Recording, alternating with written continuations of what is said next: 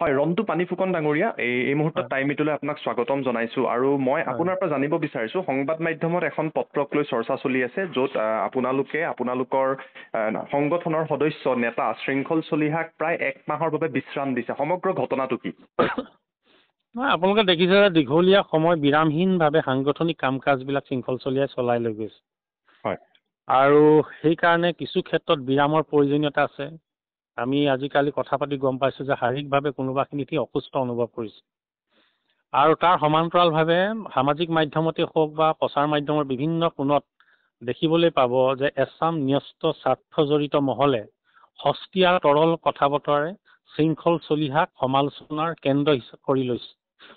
গতিকে এই সমস্যা যিধৰণে মানসিকভাৱে তেওঁক ভাৰাক্ৰান্ত কৰা হৈছে, মানসিকভাৱে যিধৰণে হাৰাশাস্তি কৰা হৈছে, গতিকে সেইকাৰণে অনুভৱ হৈছে তাৰ সমান্তৰালভাৱে বহুদিন তেওঁ পৰিয়ালৰ লগতো কথা হৈছে, তেওঁৰ পৰিবাৰৰ লগতো আমাৰ কথা হৈছে। গতিকে হয় কোনোবাখিনিত সাংগঠনিক কাম কাজৰ কাৰণে পৰিয়ালক যিধৰণে তেওঁ সময় দিব লাগে, পৰিয়ালৰ মানুহবিলাকো দেখিছে বিভিন্ন ক্ষেত্ৰত অযথা যেতিয়া সমালোচনা হৈ থাকে, হয় যেতিয়া জাতিৰ কাৰণে কাম কৰাৰ পিছত অযথা বদনামৰ পৰিভৰ ঘটে, তেতিয়া মানসিকভাৱে কোনোবাখিনিত আচলতে পৰিয়ালো হাৰাশাস্তিৰ সন্মুখীন হয়। গতিকে এই সময়ত সকলোৰে লগতে আলাপ আলোচনা কৰি শৃংখলৰ লগতো আমাৰ কেন্দ্ৰীয় কাৰ্যনিৰ্বাহকৰ আলোচনা হ'ল। আৰু সেইকাৰণে আমি ভাবোঁ যে কিছু সময় প্ৰয়োজনীয়তা আছে, পৰিয়ালটোকো যি সময় তেওঁ অতিবাহিত কৰিব লাগে পৰিয়ালৰ মাজত, যিটো সান্নিধ্য মাকেও বিচাৰে। গতিকে সেইকাৰণে শৃংখল চলিহাক সাময়িকভাৱে এমাহৰ কাৰণে বিশ্ৰাম দিয়া হৈছে, পৰিয়ালৰ লগত কিছু সময় পাৰ কৰিবৰ কাৰণে। হয় এই কথাখিনি আপোনালোকে শৃংখল চলিহাকো জনাই দিছে, মানে ফোন যোগে বা লগ কৰি? গোটেইখিনি হয় আলাপ আলোচনাৰ মাজতে কেন্দ্ৰীয় কাৰ্যনিৰ্বাহকৰ লগত শৃংখল চলি আজি আমি আলোচনা হৈছিল। আলোচনাৰ পিছত আমি আচলতে পৰামৰ্শটো আগবঢ়োৱা হৈছে যে বিষয়টো অন্তত এই ধৰণে আগবাঢ়ক।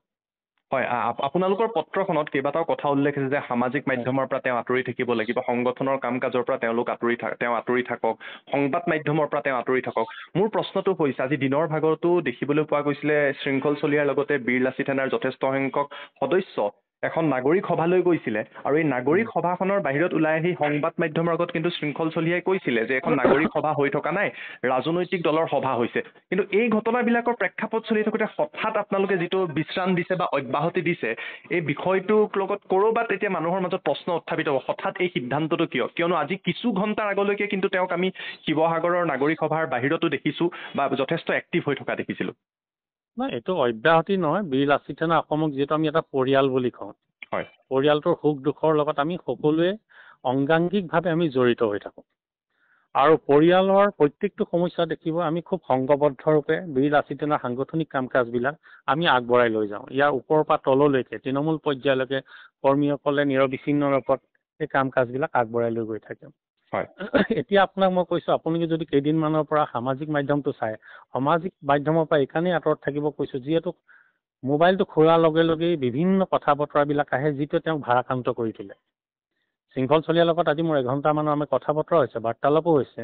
হয় বিভিন্ন সমস্যা আছে, খোৱা বোৱাৰ ক্ষেত্ৰত তাৰ অসুবিধা হৈছে, বিভিন্ন মানসিক চাপ তাৰ মাজত পৰিছে। এতিয়া মোক কওক, জাতিটোৰ কাৰণে দিন ৰাত কাম কৰি থকা এজন সৈনিকক যদি এচামে উদ্দেশ্যপ্ৰণোদিতভাৱে ষড়যন্ত্ৰমূলকভাৱে যদি সমালোচনাৰ কেন্দ্ৰবিন্দু কৰি লয়, অযথা কথা বতৰাৰে শাসকীয় দলটোৰ লগত যদি তেওঁক ৰজিতা খুৱাবলৈ চেষ্টা কৰে, তেতিয়াহ'লে কোনোবাখিনিত মন মগজুটো আচন্ন কৰে। আৰু মই ভাবোঁ যে ভৱিষ্যতলৈকে শৃংখল চলিহাক অসমৰ সমাজ জীৱনৰ কাৰণে, জাতীয় জীৱনৰ কাৰণে এটা সম্পদ হিচাপে থোৱাৰ প্ৰয়োজনীয়তা আছে। শৃংখল চলিহা হিচাপে থোৱাৰ নৈতিক দায়িত্ব যিটো আছে, দায়িত্বৰ দায়বদ্ধটো আমাৰ সকলোৰে আছে। মই সেইকাৰণে বিচাৰোঁ যে চলিহা কিছু এসময়ত বিশ্ৰামৰ প্ৰয়োজনীয়তা আছে, আৰু বাকী যিসকলে আগ্ৰাসী শক্তিৰে বা বিভিন্ন ষড়যন্ত্ৰমূলকভাৱে সস্তীয়া তৰল কথা বতৰে বীৰলাচি থানা শৃংখল চলিহাৰ লগতে বীৰলাচি থানাৰ সত্তাটোক সমালোচনা কৰিবলৈ অগ্ৰসৰ হৈছে, এতিয়াৰ পৰা বীৰলাচি থানাৰ তলৰ পৰা ওপৰ পৰ্যায়লৈকে সকলো সৈনিকে ইয়াৰ মোকাবিলা কৰিব, আৰু সাংগঠনিক কাৰ্যবিলাক পূৰ্ব নিৰ্ধাৰিত কাৰ্যসূচী মতে চলি যাব। মাত্ৰ আমাৰ গোটেই পৰিয়ালটোৰ কথা এটাই যে এই সময়ত শৃংখল চলিহাক সাময়িকভাৱে আমাৰ সকলোৰে সহযোগিতাৰ প্ৰয়োজনীয়তা হৈছে, তেওঁ কিছু বিশ্ৰামৰ প্ৰয়োজনীয়তা আছে, আৰু বিশ্ৰাম কৰাৰ পিছত এমাহৰ পিছত দেখিব পুনৰ সেই পূৰ্বৰ জাগ্ৰত সেই সৈনিকজন হিচাপে পুনৰ আত্মপ্ৰকাশ ঘটাব। হয়, মোৰ এটা প্ৰশ্ন আছে। প্ৰশ্নটো হৈছে আজি কিছুদিন আগতে ৰাইজৰ দলৰ সভাপতি তথা শিৱসাগৰ সমষ্টিৰ বিধায়ক অখিল হয় গগৈয়ে আপোনালৈ এখন পত্ৰ লিখিছিলে আৰু হয় অখিল গগৈ ডাঙৰীয়াৰ সেই পত্ৰখনত তেওঁ আপোনাক সম্বোধন কৰি লিখা পত্ৰখনত পোনপটীয়া আৰু স্পষ্ট অভিযোগ উত্থাপন কৰিছিলে আপোনালোকৰ নেতা শৃংখল চলিহাৰ বিৰুদ্ধে যে হয় শিৱসাগৰত তেওঁ উচতনিমূলক মন্তব্য কৰিছে, শিৱসাগৰত তেওঁৰ সম্প্ৰীতি বিনষ্ট কৰিব বিচাৰিছে, সংঘাত সৃষ্টি কৰিব বিচাৰিছে। এই পত্ৰখনৰ প্ৰভাৱত বা এই পত্ৰখনৰ হেঁচাত বা অখিল গগৈৰ এই পত্ৰখনৰ বাবেও আপুনি বা আপোনালোকৰ সংগঠনে শৃংখল চলিহাক বিশ্ৰাম দিবলৈ বাধ্য হৈছে নেকি? এই প্ৰশ্নটো ৰাইজৰ থাকিব। বীৰ লাচিত সেনা অসমীয়া সদায় বীৰ লাচিত সেনাৰ নীতি আদৰ্শ লক্ষ্য উদ্দেশ্যৰ মতে ধাবিত হ'ব। বীৰ লাচিত সেনাৰ অভিভাৱক জনসাধাৰণ। হয় কোনোবা ৰাজনৈতিক দলৰ সভাপতিৰ কথা মতে তেওঁৰ প্ৰভাৱত কেতিয়াও বীৰ লাচিত সেনাই কাম কৰাৰ পূৰ্বেও নজিৰ নাই, ভৱিষ্যতেও সেই নজিৰ আপুনি দেখিবলৈ নাপাব। মুঠতে কথা এটাই কথা, এখন পত্ৰ তেওঁ দিছে, আপুনি তাত পত্ৰবিলাক দেখিছে, তাত বিভিন্ন কথা কৈছে, কিন্তু আমি এটা কথাও চাব লাগিব, শৃংখল চলিহাৰ মতে হওক বা বিভিন্ন যিবিলাক শক্তিয়ে যিবিলাক কথা উত্থাপন কৰিছে, হয় সেই কথা বতৰাবিলাকক আপুনি কোনোবাখিনিত মানিব পাৰে, নেমানিব পাৰে, কিন্তু যিবিলাক বিষয় উত্থাপন হৈছে তাক আপুনি অস্বীকাৰ কৰিব নোৱাৰে।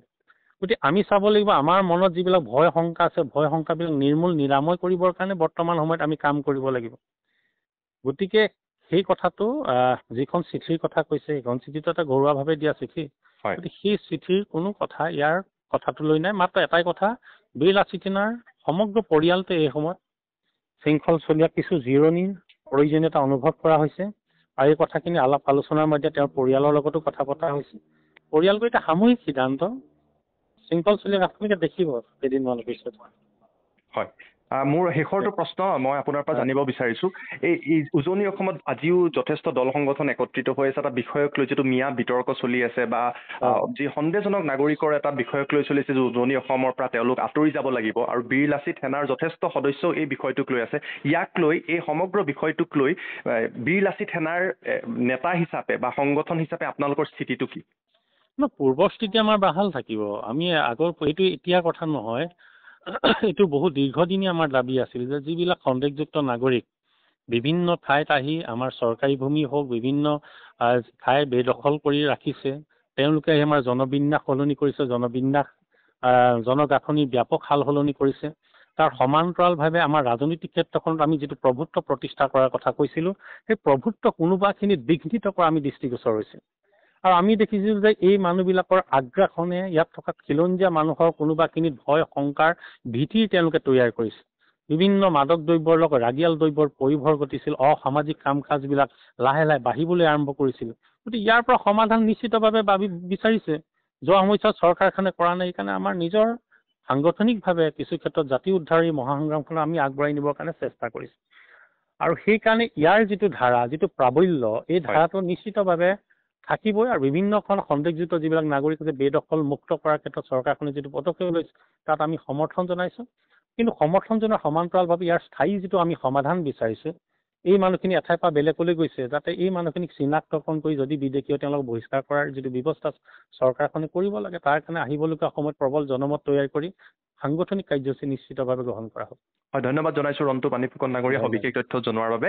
আপোনাৰ পৰৱৰ্তী সময়ত আমি আপোনাৰ সৈতে পুনৰ যোগাযোগ কৰাৰ চেষ্টা কৰিম। ধন্যবাদ।